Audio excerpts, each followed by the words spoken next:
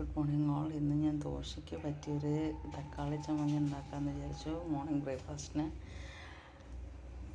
ഇത് പെരുംജീരകം, മല്ലി, മുളക്, തക്കാളി, ഉള്ളി, വെളുത്തുള്ളി, കുറച്ച് തേങ്ങ ചൂടാക്കിയിട്ട് അതിനകത്ത് ഇത്തിരി വെളിച്ചെണ്ണ ഒഴിക്കുന്നു. എന്നിട്ട് ഈ ഡ്രൈ സ്പൈസസ് എല്ലാം ഇതിനകത്ത് ഇട്ട് കൊടുക്കുക. ഇത് ഒന്ന് ചുമക്ക വറക്കണേ. ചമ്മന്തിക്ക് ഒരിത്തിരി കൊഴുപ്പ് കിട്ടാൻ വേണമെങ്കിൽ ഉഴുന്നുപരിപ്പോ കടലപ്പരിപ്പോ ചേർക്കാം.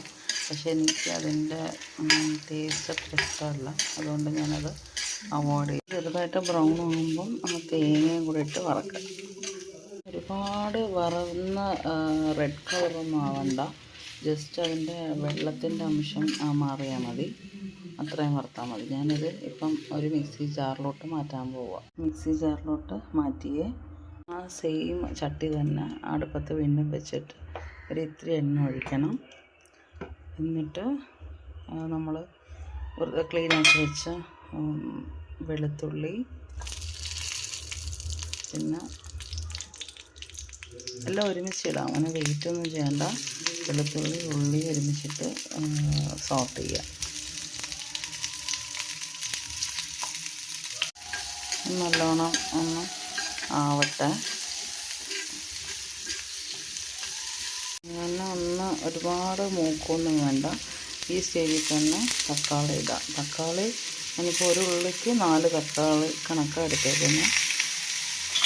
വലിയ തക്കാളി ആണെങ്കിൽ 2 മതി. എൻ്റെ ഒരു മീഡിയം സൈസ് തക്കാളി ആയിരുന്നു. അപ്പം അതിട്ടിട്ട് ഒരു 5 മിനിറ്റ് അടച്ച് വെച്ച് വേവിക്കുക. അടച്ച് വെക്കുമ്പോഴത്തേക്കും തക്കാളി സോഫ്റ്റ് ആവും. ഇതിങ്ങനെ സോഗിയായി നല്ലോണം വെന്ത് കഴിഞ്ഞു. ഇനി മഞ്ഞൾപ്പൊടി ഇടാം കുറച്ച്, ഇത്തിരി മഞ്ഞൾപ്പൊടി, പിന്നെ ആവശ്യത്തിന് ഉപ്പ്, പിന്നെ ബാലൻസ് ചെയ്യാൻ ഇത്തിരി പഞ്ചസാര ലാസ്റ്റ് ഇട്ടാൽ മതി, ബാലൻസ് ചെയ്യാൻ വേണമെന്നുണ്ടെങ്കിൽ. ഈ തക്കാളിയുടെ പുളിപ്പും പിന്നെ ഉപ്പും എരിവും എല്ലാം കൂടെ ആവുമ്പം ഒന്ന് ബാലൻസ് ചെയ്യാൻ വേണ്ടിയിട്ട് മാറ്റണം.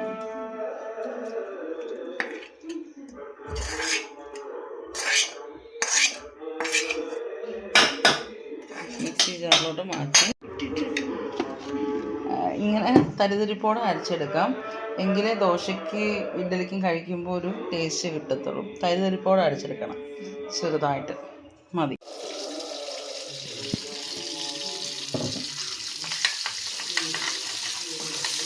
കടുക് വറക്കാനായിട്ട് ഇത്തിരി എണ്ണയും കടുകും വറ്റൽമുളക് അരിഞ്ഞിട്ട് നല്ലോണം മൂക്കട്ടെ. എന്നിട്ട് ഇതിനകത്ത് ഒഴിക്കാം തട്ടിനിട്ടുള്ള താളിപ്പായി.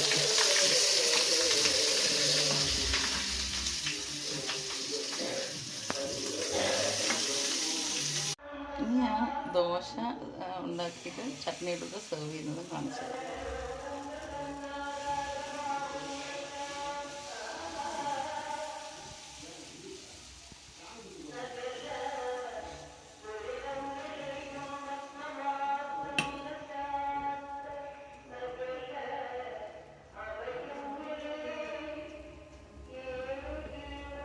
വീട്ടിൽ തന്നെ ഉണ്ടാക്കിയ ഇഡ്ഡലി പൊടി ദോശ പോലെ ഉണ്ടാക്കാമെന്ന് വിചാരിച്ചു. എന്നിട്ട് ദോശ ഒഴിച്ചിട്ട് അതിൻ്റെ പുറത്ത് മഞ്ഞൾപ്പൊടി വിതറി കൊടുക്കുക. ദോശപ്പൊടി, നമ്മുടെ നോർമൽ ദോശപ്പൊടി.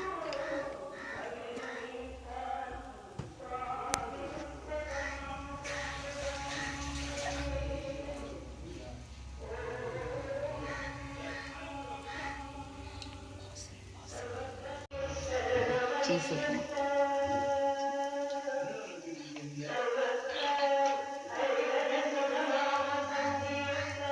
ഒരു സൈഡ് നല്ല മൊരിഞ്ഞ് വന്നു കഴിഞ്ഞു. ഇനി നമുക്ക് പതുക്കെ ഫ്ലിപ്പ് ചെയ്തിടാം.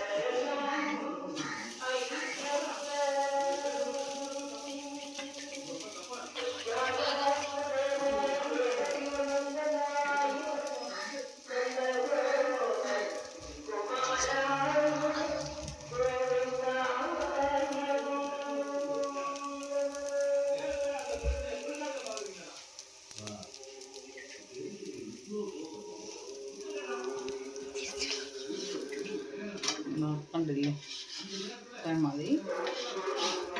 നമുക്ക് പട്ടത്തിലിടും തക്കാളി ചട്നി.